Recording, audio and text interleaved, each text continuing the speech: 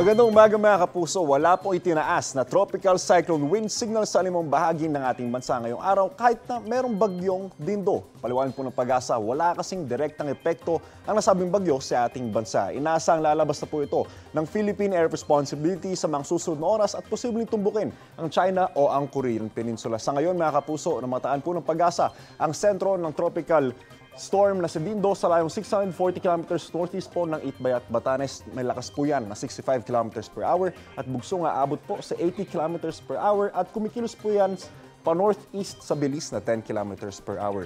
Pinasusungit po ng bagyo at ng hanging habagat ang lagay ng mga dagat sa extreme northern Luzon. Kaya pinapayuhan po ang may maliliit na sasakyang pandagat na umiwas munang pumalaot. Patuloy rin magpapaulan ng habagat sa Batanes at Babuyan Islands ayon po yan sa Pag-asa. Mga local thunderstorm naman po sa iba pang bahagi ng bansa, kabilang po dyan ang Metro Manila. At ngayong umaga, uulan po ang Batanes at ilang panig ng Aurora at Palawan. Base po yan sa rainfall forecast ng Metro Weather. Pagsapit ng hapon, asahan na po ang ulan sa ibang bahagi ng bansa. Kasama po dyan ang Metro Manila. Posible po ang heavy to intense rain sa maaaring magdulot ng baha o kaya naman ng landslide. Kaya mga kapuso, stay safe and stay updated. Ako po si Anjo Pertiera. Know the weather before you go. Para Mark Safe lagi, mga kapuso.